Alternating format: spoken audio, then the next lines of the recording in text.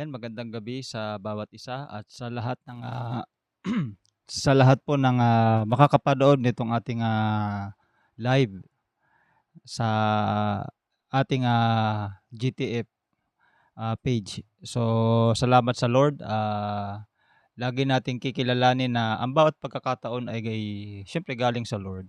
Hindi natin magagawa 'to kung hindi dahil sa ating Panginoon.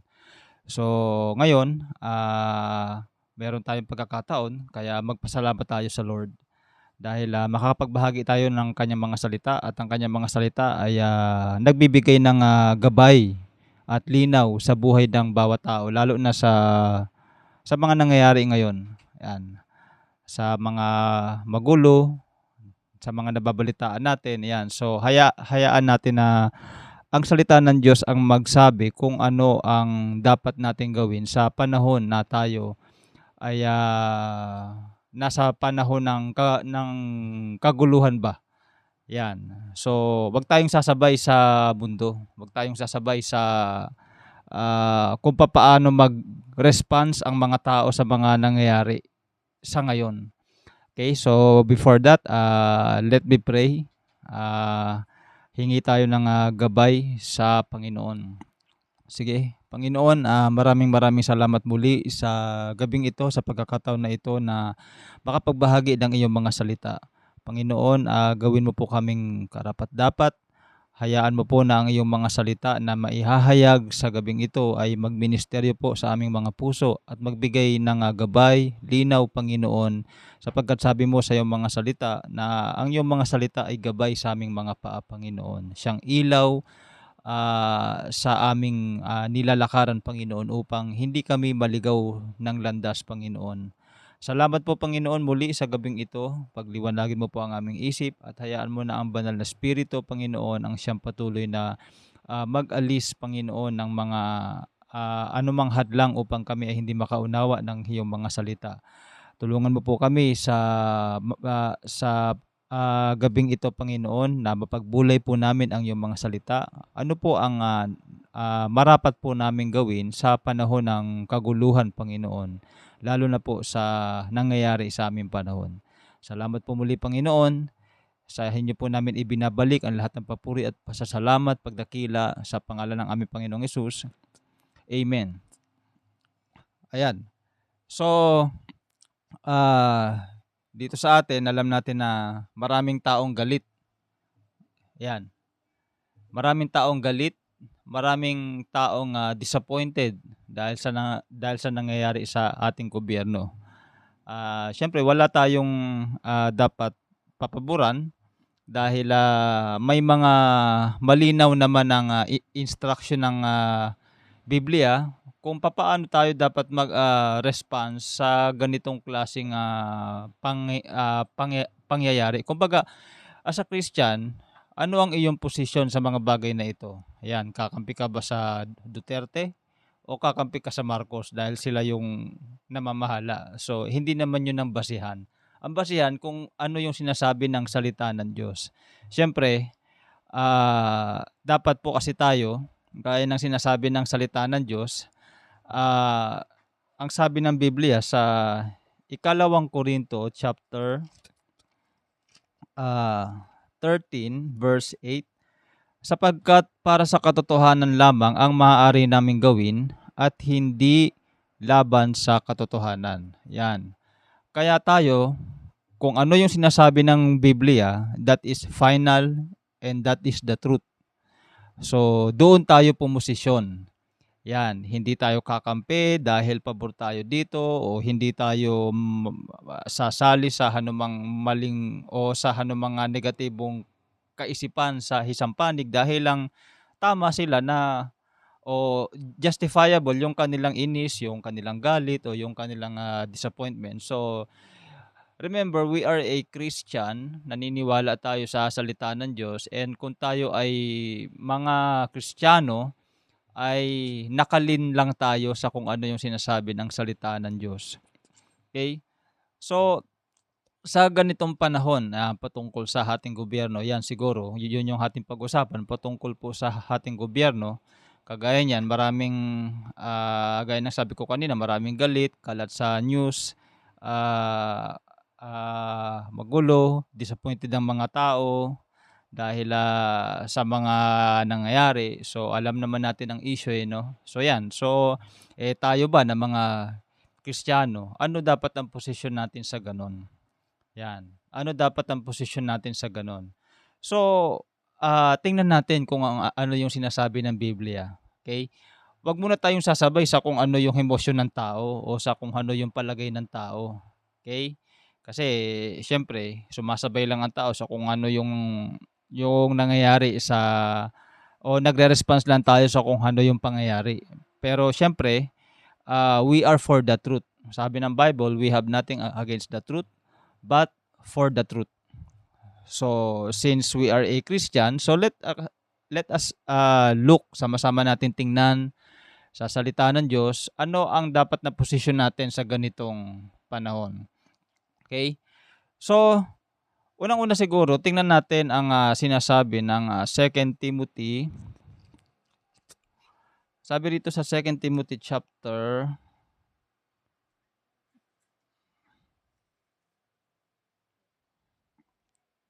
sa 1 Timothy pala. Ayan, sa 1 Timothy chapter 2. Ayun. Sa 1 Timothy chapter 2, ang sabi rito, una sa lahat, ipinakikiusap kong idulog ninyo sa Diyos ang inyong mga kahilingan, panalangin, pagsamo, at pasasalamat para sa lahat ng tao. Idalangin ninyo ang mga hari at may kapangyarihan upang tayo makapamuhay ng tahimik, mapayapa, makadiyos at marangal. Ito ang mabuti at nakakalugod sa Diyos na ating tagapagligtas, sapagkat ibig niyang ang lahat ng tao ay maligtas at makaalam ng katotohanan ito. Sapagkat iisa ang Diyos at iisa ang tagapamagitan ng Diyos at sa mga tao, ang taong si Kristo Jesus. Ayun. So, ang sabi ng Diyos, una, kung meron tayong mga hinaing, kung meron tayong gustong mangyari, so first things first, mag-pray tayo. Ilapit natin sa Diyos. Ilapit natin sa Diyos yung ating mga hinaing. So, ulitin ko sa verse 1 ng 1 Timothy chapter 2. Una sa lahat, ipinapakiusap kong idulog ninyo sa Diyos ang inyong mga kahilingan. Yan. So, ano bang kahilingan natin? Siyempre, kaayusan, kapayapaan, katarungan, di ba? So, ating panalangin, pagsamo, at pasasalamat para sa lahat ng tao. Okay? So, let us first pray. Okay? So, sa mga ganitong sitwasyon, wag kagad tayo magre-react at wag kagad tayo sasabay sa mga galit ng tao. Instead, let us look sa scriptures, ano ang gusto ng Bible na gawin natin. Dahil sa Bible, nandun yung kalooban ng Diyos na dapat lang natin pag-aralan at doon tayo mag-aral at pumosisyon tayo sa kung ano yung sinasabi ng salita ng Diyos. So, sabi ng salita ng Diyos, pray. Manalangin tayo. Ano yung ipagpe-pray natin? Sabi sa verse 2, idalangin rin ninyo ang mga hari at may kapangyarihan upang kayo makapamuhay ng tahimik, mapayapa, makadiyos at marangal. So ang sabi ng Biblia, idalangin natin yung mga government, yung mga leaders sa ating gobyerno.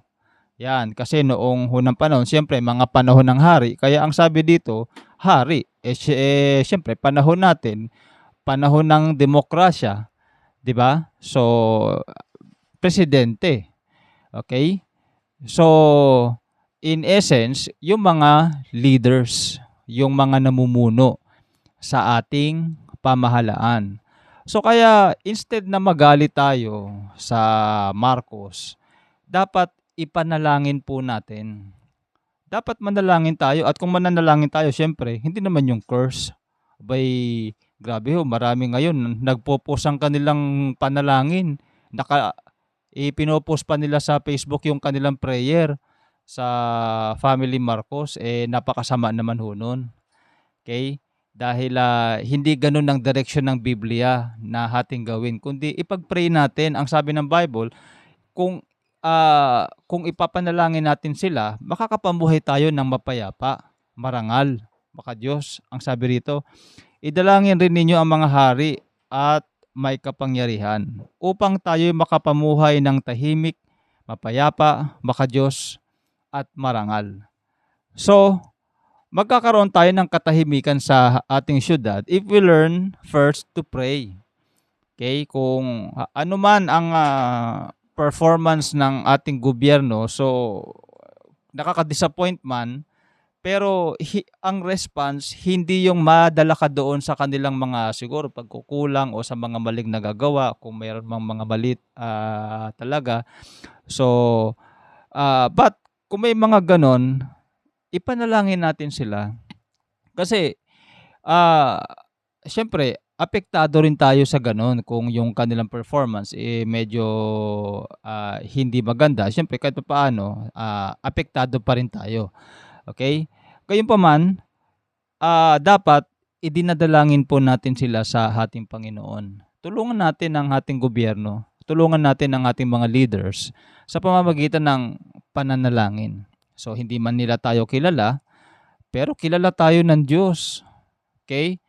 Kapag ang mga anak ng Diyos nanalangin, dinidinig ng Diyos. Yun nga yung ating kumpiyansa sa ating Panginoon. Pakinggan nyo ho dito sa 1 John, ang sabi sa 1 John chapter 5,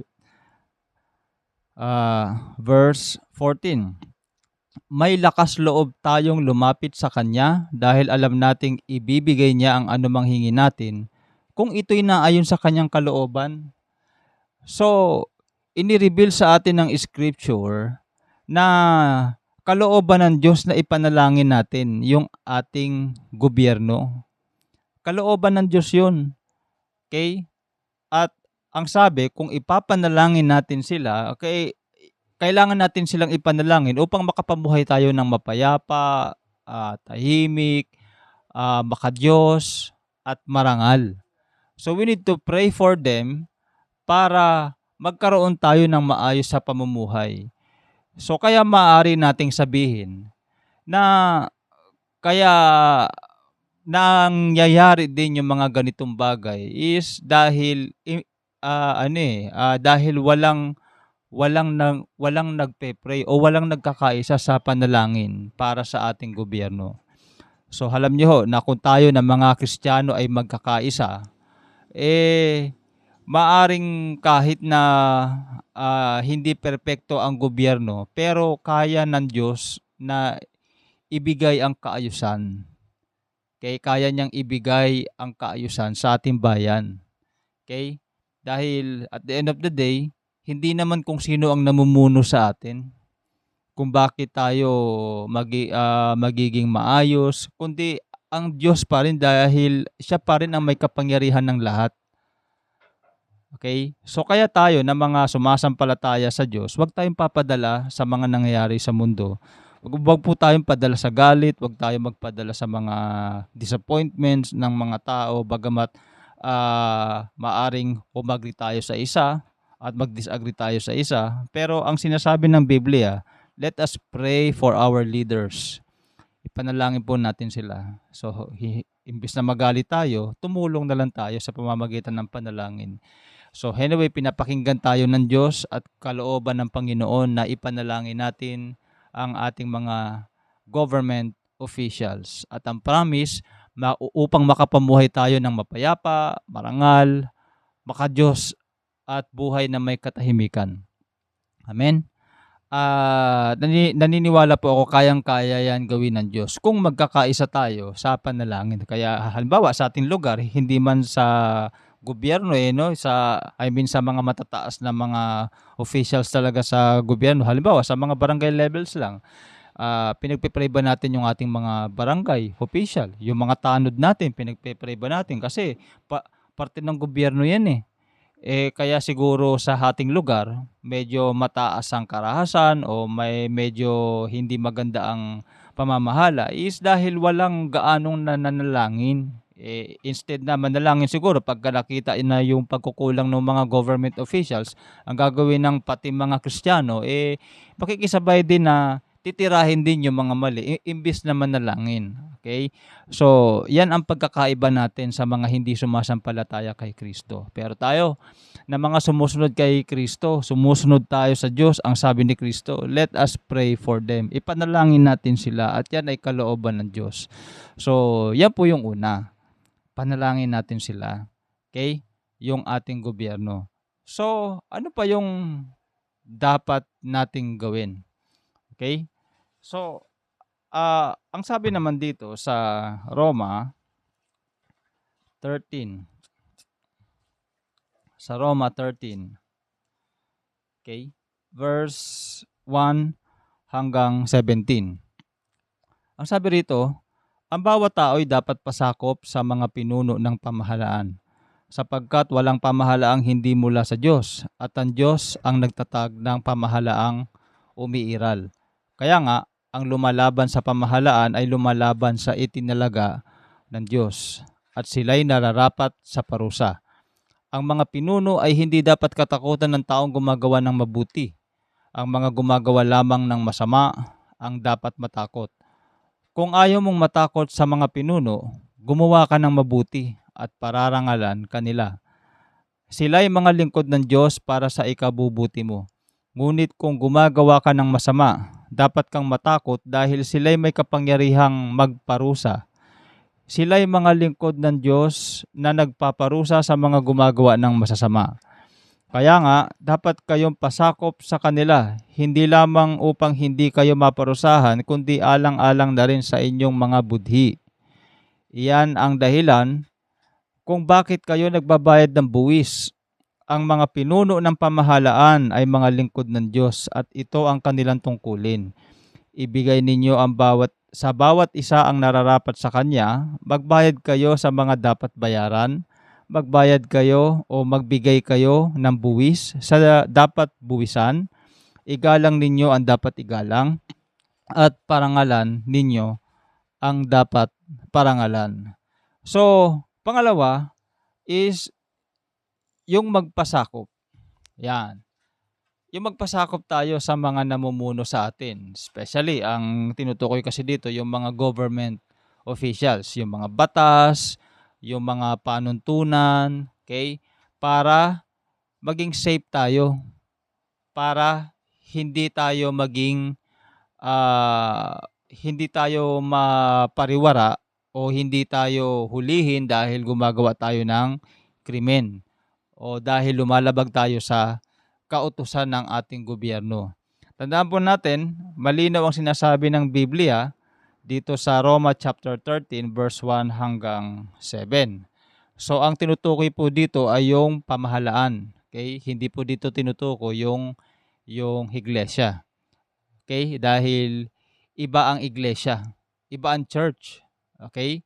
So dapat na maintindihan po natin 'yan. Okay? Kasi may mga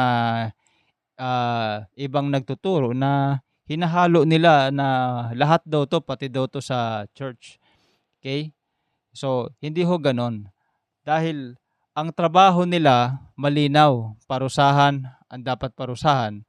Parusahan ng gumagawa ng masama at parangalan ng gumagawa ng mabuti. Yan ang job description ng isang government officials. Yung gumagawa ng mabuti, parangalan. Pero yung gumagawa ng masama, parusahan. Para ang tao hindi mamiyasa sa paggawa ng masama. Okay? So, iba po yan sa church. Ang church, ang kanyang trabaho ay magpakain. Lalo na yung mga pastors, yung mga leaders, ang kanyang trabaho ay magpakain at mag-alaga ng mga tupa ng Diyos. Yan. Based on John chapter 30. So, anyway, hindi tayo masyadong mag-focus doon. Gusto ko lang i-pinpoint is magpasakop tayo. It doesn't matter kung sino sila, kung masama o mabuti silang tao. It doesn't affect yung kanilang job description kung gagawin nila ang kanilang trabaho. Ano yon? May gumawa ng masama, parusahan nila. May gumawa ng mabuti, parangalan nila. Sa gano'n, natutupad nila ng may katapatan ang kanilang tungkulin. No matter kung sila ay, maka-Diyos o hindi maka-Diyos, sila ay mabuting tao o hindi mabuting tao, dahil kahit hindi sila mabuting tao basta parusahan nila ang gumawa ng masasama at parangalan nila ang gumagawa ng mga mabubuti, then they are doing their job. Okay? Wag natin tingnan yung kanilang personalities, wag natin tingnan yung kanilang, pagkatao, okay? Kung sino yung kanilang kinakampihan o kung ano ito, ano 'yan. Ang Biblia, ang nililinaw yung kanilang, trabaho, magparusa at magparangal. Magparusa at magparangal. So, dito si Pablo ang nagsasabi. Pagdating naman kay Pedro, okay, mayroong talata sa Biblia na maging si Pedro, ganito rin yung kanyang, mindset. So bakit? Dahil ang mindset na 'to, ang kaisipan na 'to galing 'to sa Diyos, eh, okey? Ginamit lang ang mga apostol, ginamit lang si Pablo at ginamit din si Pedro. Ang sabi naman ni Pedro sa unang Pedro, 2:13, 'yan, 2 verse 13. 1 Peter chapter 2 verse 13. Alang-alang sa Panginoon, pasakop kayo sa lahat ng may kapangyarihan sa bayan, sa emperador na siyang pinakamataas na kapangyarihan at sa mga gobernador na isinugo niya upang magparusa sa gumagawa ng masama at magparangal sa gumagawa ng mabuti. So, ang sabi ni Pedro, isinugo sila ng Diyos upang parusahan ng masama at parangalan ng gumagawa ng mabuti. Parusahan ng gumagawa ng masama at parangalan ng gumagawa ng mabuti. Yan. So, dapat yun yung focus ng ating gobyerno. Okay? Yung gumagawa ng mabuti, parangalan. Okay? Pero yung gumagawa ng masama, parusahan. So, talagang dapat merong hustisya. Okay? Sa ganitong paraan, napapagtibay ang kabutihan at nadidisiplina ang tao dahil ini-impose yung batas. Okay? At yung tao nagkakaroon ng takot sa gobyerno, at the same time nakakatulong yun para ang tao hindi magdroga, 'di ba? Hindi magdroga, hindi kapag ka mag-iinom mananakit, mananaksak o kaya magmumura, 'di ba? Kasi o maninira ng tao, merong kasong pwede kang kasuhan ng libel, 'di ba? Yung mga ganong mga bagay po, nakakatulong sa atin para hindi tayo mag-commit ng masama. Kahit masama kang tao, pero dahil meron kang takot, napipigilan ka gumawa ng masama. Dahil ang gobyerno, kumbaga, yung sinasabi nga nila, may ngipin ba may ngipin ng batas ba? Yan. May ngipin ng batas. Kaya kapag ang batas may ngipin o yung tinatawag natin na yung description din natin na kamay na bakal, 'di ba? So, ramdam ng tao yung presensya ng batas o yung presensya ng gobyerno. Yun ang dapat, mga kapatid. Okay? Kaya tandaan natin, yun kasi yung trabaho ng gobyerno. Yan. So, yung mga mabubuti, parangalan. Okay? Pero yung mga masasama, parusahan. Dahil yan ang trabahong ibinigay sa kanila ng Diyos. Ayon kay Pedro, sila'y isinugo ng Diyos. Ulitin natin yun, sa verse 14, 1 Peter 2:14, at sa mga gobernador na isinugo niya upang magparusa sa gumagawa ng masama at magparangal sa mga gumagawa ng mabuti. So yun pala ang kanilang trabaho. Okay? Ngayon, hindi nagko-contradict sa sinabi ni Paul, bagamat sinabi to ni Paul sa Gentile nation, si Pedro naman sinabi niya sa mga Kristiyano sa Jerusalem, pero hindi sila nagko-contradict kasi nga gaya ng sabi ko, ito ay kaisipan ng Diyos na ipinagkatiwala sa kanila para kanilang ipangaral. Okay? So, ganun din ang sabi ni Pablo. Okay? Ang sabi niya, sila'y mga lingkod ng Diyos. Okay? Verse 4. Roma 13 verse 4. Sila'y mga lingkod ng Diyos para sa ikabubuti mo. Kay Pedro naman, sabi niya, sila'y isinugo ng Diyos. Yan. Pero sabi naman ni Pablo, ni Pablo, sila'y mga lingkod ng Diyos para sa ikabubuti mo, para ikaw bilang tao, hindi ka mamiyasa sa paggawa ng masama dahil merong gobyernong itinalaga ng Diyos. Okay? Dahil nandyan yung gobyerno at ginagampanan niya yung kanyang trabaho. Andyan yung kamay na bakal, pero nandyan din yung pagiging soft dahil yung mga taong matutuwid, mabubuti, kinakalinga ng gobyerno, lalo na yung mga mahihirap na mga mabubuti. Okay? Pero syempre kahit mahirap ka pero gumagawa ka ng masama, nasa mercy na yan ng ating gobyerno. 'Di ba?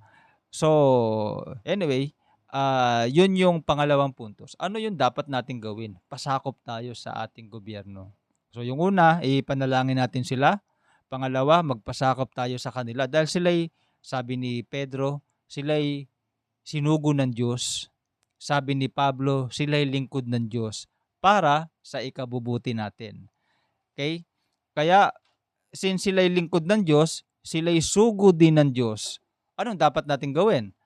Pasakop tayo sa kanila at ibigay natin sa kanila yung paggalang at pagrespeto. Ang sabi nga sa verse 16, iyan ang dahilan, o sa verse 6 pala, Roma 13:6, iyan ang dahilan kung bakit dapat kayo magbayad ng buwis. Ang mga pinuno ng pamahalaan ay mga lingkod ng Diyos at iyan ang kanilang tungkulin. Ibigay ninyo sa bawat isa ang nararapat sa kanya. Magbayad kayo sa dapat bayaran, magbuwis kayo sa dapat buwisan, igalang ninyo ang dapat igalang, parangalan ninyo ang dapat parangalan. So kasi, deserve ng government yan dahil sila'y lingkod ng Diyos.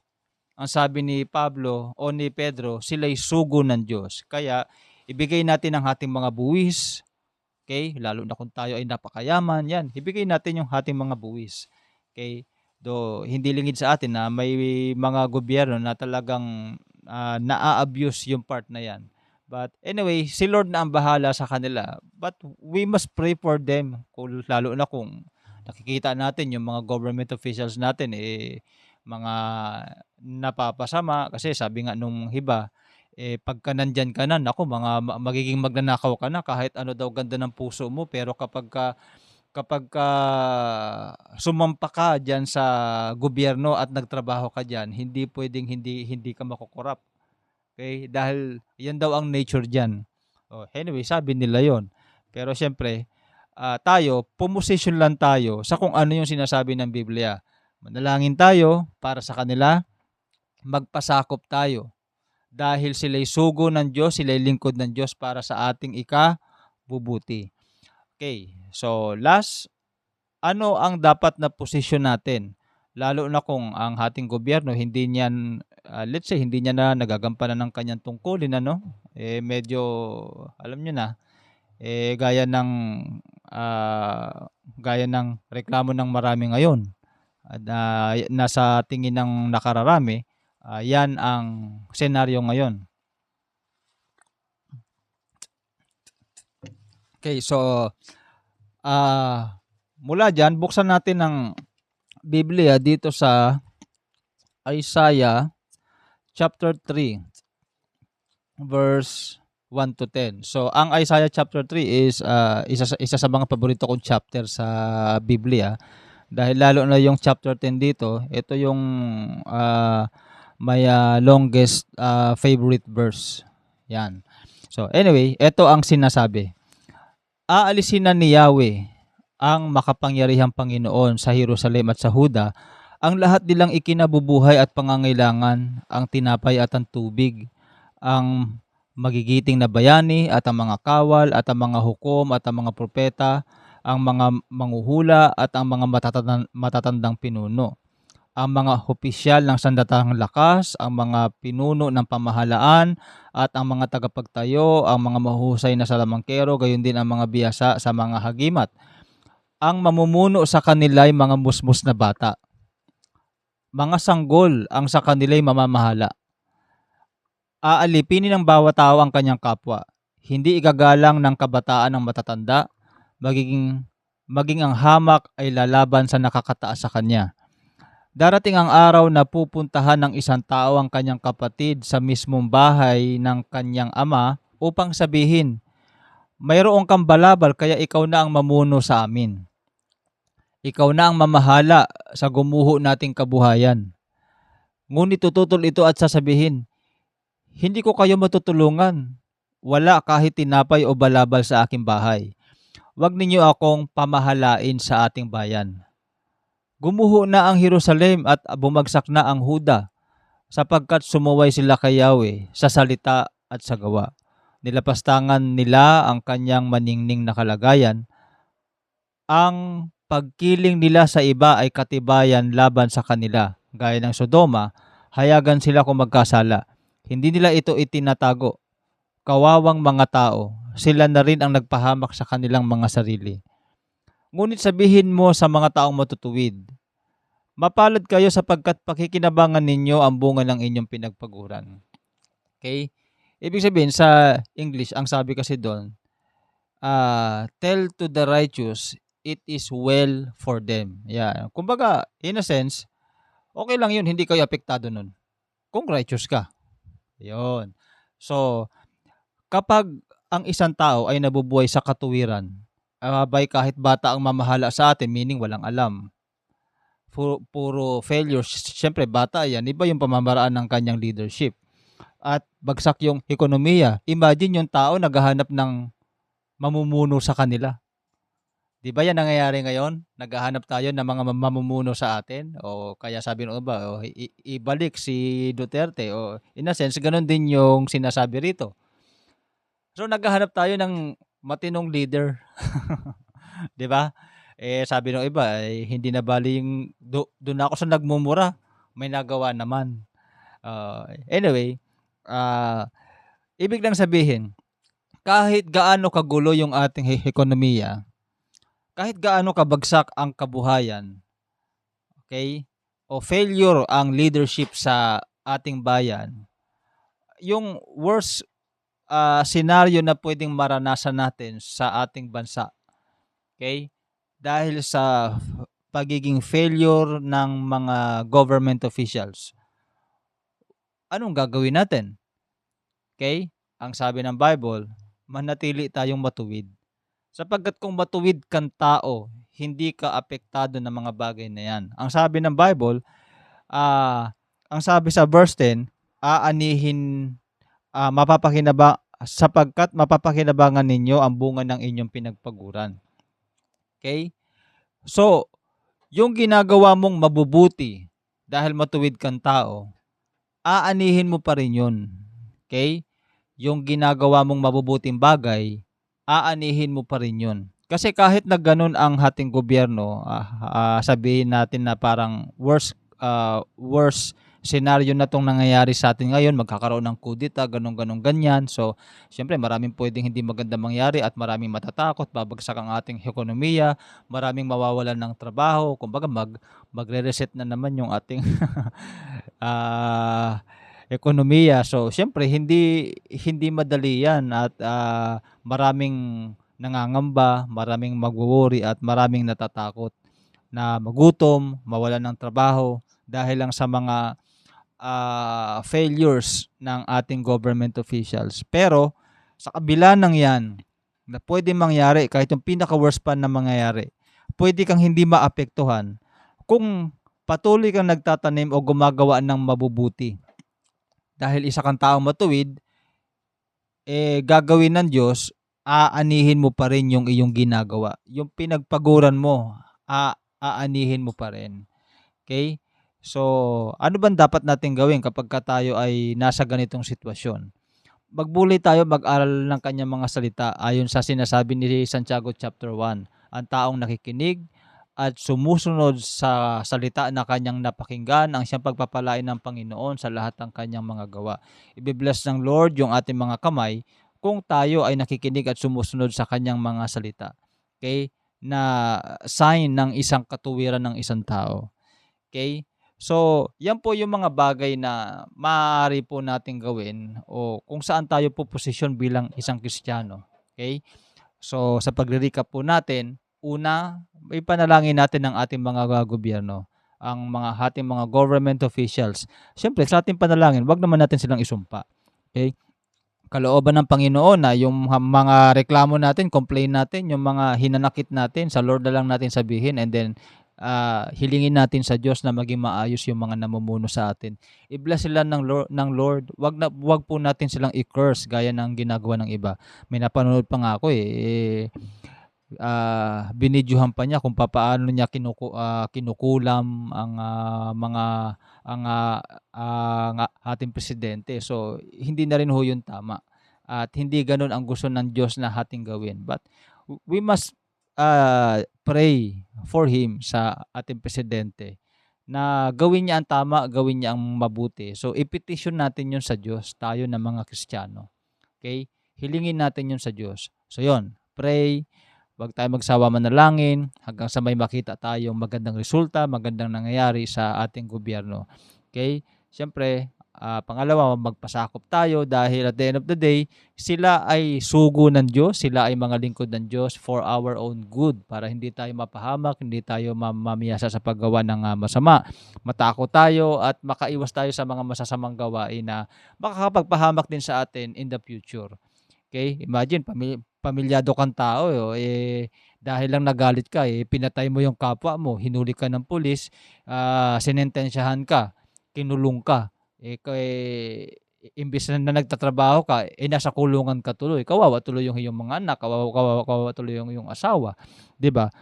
Kung marunong ka matakot sa gobyerno, so siyempre hindi mo gagawin 'yun. Takot ka sa pulis, takot ka sa batas, ayaw mong makulong. So somehow it helps us para tayo ay hindi makapag-commit ng mga masasamang bagay. So number 1, pray. Number 2, submit sa ating government officials. And syempre, of course, number 3, and to me, it is one of the most important sa ating naging session ngayon, is continue living in righteousness. Yan, patuloy tayong mamuhay sa katuwiran. Dahil whatever happen, we don't know kung ano ang pwedeng maging kahinatnan ng lahat ng ito.